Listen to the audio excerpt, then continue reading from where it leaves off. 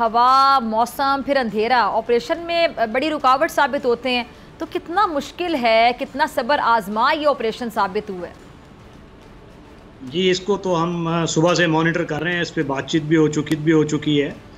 7:45 पे तकरीबन ये वाक़या पेश आया और 11:40 पे ये आर्मी एविएशन के हेलीकॉप्टर्स मोबिलाइज़ हुए और उन्होंने हर किस्म की जो रिकॉनेसेंस किया और मुख्तलिफ ऑप्शंस देखी, स्लिंग ऑपरेशंस कैसे हो सकते हैं, उसका जायज़ा लिया और साइट रिस्ट्रिक्शंस, वेदर कंडीशंस और जो प्लेटफॉर्म इसके लिए इस्तेमाल हो रहा है अगर वो स्टेबल है, तो ये तीनों चीज़ों के मिलाप से एक सक्सेसफुल ऑपरेशन होता है।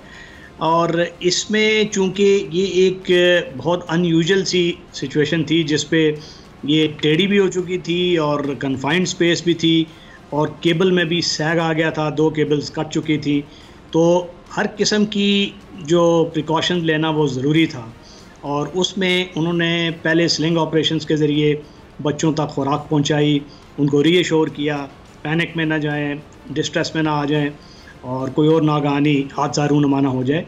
उसके बाद उन्होंने वो ऑप्शंस देखी। जब विंड वेलोसिटी पिक्ड अप तो स्लिंग्स में भी आपने देखा होगा कि वो दाएं बाएं ऑसिलेशन शुरू हो गया और ये इंतहाई ख़तरनाक सिचुएशन होती है। इसमें कोई आम पायलट इस ऑपरेशन को नहीं कर सकता कि इसके लिए स्पेशल महारत और स्पेशल क्वालिफ़िकेशन दरकार होती है, क्योंकि प्लेटफॉर्म जो हेलीकॉप्टर है उसको स्टेबल रखना होता है, जो स्लिंग के साथ ऑपरेशन का स्टेबल रखना होता है और नीचे प्रिसाइज जगह पे जाके उसको हार्नेस में डाल के फिर उसको रेस्क्यू करना होता है। तो वो तीनों चीज़ें जो हैं ये बड़ा महारत दरकार है और अगर अकेले रिस्क लेने की बारी होती तो एसएसजी के जवान थे, वो तो जान पे खेल के ये कर सकते थे, मगर वो ज़ीरो रिस्क की तरफ थे क्योंकि किसी भी किस्म का रिस्क किसी भी जान के लिए ख़तरनाक हो सकता था। तो हमने देखा कि 2 रेस्क्यू उन्होंने सक्सेसफुली किया। उसके बाद नॉर्दर्न एरिया से मेरी इत्तला है कि क्योंकि वहाँ शुमाली इलाका जात जो गिलगित बल्तिस्तान है, वहाँ पे इस तरह की जो पुलिस का कल्चर वो बहुत आम है और वहाँ पे एक्सपर्ट्स भी ज़्यादा हैं। तो कुछ लोग लाए गए और वो आर्मी ने उनको अपनी निगरानी में एक जो छोटी पुली होती है जिसमें सिंगल कैरेज होता है, तो उसको उस पुली तक पहुंचा के सिंगल केबल पे, ताकि वो केबल ज़्यादा ओवर स्ट्रेस ना हो, उसी वेट को वो सहार सके। तो कुछ खाने पीने की अशिया पहुंचाई हैं और अभी ये देखा जा रहा है कि उसी केबल से उसी छोटी डोली जिसको कहते हैं, अगर 1 बाय 1 करके बच्चों को निकाल के रेस्क्यू किया जाए तो वो भी एक इनोवेटिव ऑप्शन मौजूद है जिस पे अमल हो रहा है।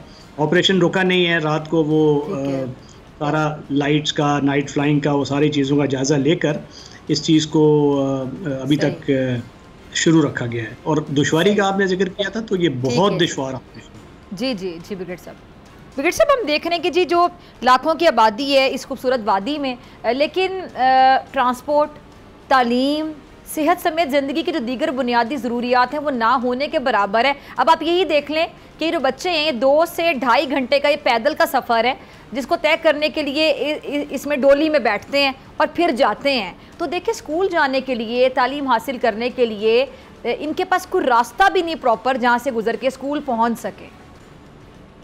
जी, ये कलेक्टिव गवर्नेंस का और प्लानिंग का फेलियर है और ये 1 साल का शाखसाना नहीं है, ये बहुत पीछे जाना पड़ेगा इसके लिए।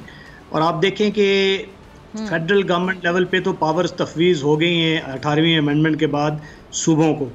सूबे उन पावर्स को आगे डेमोक्रेटिकली लोकल गवर्नेंस तक भेजने में तैयार नहीं है। क्यों? लोकल गवर्नमेंट सिस्टम जो एक डिक्टेटर ने दिया था, मुशर्रफ ने, उसमें एफिकेसी थी, लोकल गवर्नमेंट के पास पावर्स थी, तो वो क्यों उसको ख़त्म कर दिया गया? अगर चले ख़त्म कर दिया गया तो उसकी जगह मुतबादिल निज़ाम क्यों नहीं लाया गया? क्योंकि लोकल गवर्नमेंट लेवल पे अगर ये सिस्टम मुतहर्रिक होता तो आज ये पुलियाँ और ये जो बाकी जो लोकल मसाइल हैं इनकी निशानदाही लोकल लोग अपने रिप्रेजेंटेटिव्स के ज़रिए क्लोज टू द गवर्नेंस कर सकते थे। तो हमारा तो एलीट कैप्चर हुआ हुआ सोसाइटी में कि 17.4 अरब डॉलर का एनुअल एलीट को ये सब्सिडीज़ चली जाती हैं। तो ये उस वक्त होगा जब लोकल नुमाइंदे अपना हक मांगेंगे, उनकी रिप्रेजेंटेशन होगी लोगों की, तो उनके रिप्रेजेंटेटिव्स लोकल गवर्नमेंट में बैठेंगे, अपना जो म्यूनिसिपल सर्विसेज हैं उस पे वो अपना हक जताएंगे, उनके पास रिसोर्सेज होगा, फंडिंग होगा, वो प्लानिंग करेंगे, तो तब ये बात बनेगी। तो ये ज़ुबानी जमा खत से ये बात होने वाली नहीं है, और ये पूरा गवर्नेंस और जो प्लानिंग का social contract, it needs a complete revamp. अगर आपको ये वीडियो पसंद आई तो सब्सक्राइब करें और बेल आइकन पर क्लिक करें।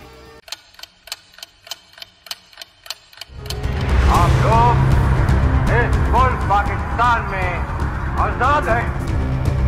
सहाफती उसूलों पर कारबंद, बोल न्यूज ने रखी रिवायत बरकरार। बोल न्यूज की जानिब से देखने वालों को यौम आजादी की बेहद मुबारकबाद। मुल्क भर से जश्न आजादी की तकरीबात बोल ने दिखाई अपनी स्क्रीन पर। पाकिस्तान के 76वें यौम आजादी का जश्न बोल ने सुनाई पाकिस्तान जिंदाबाद के नारों की गूंज।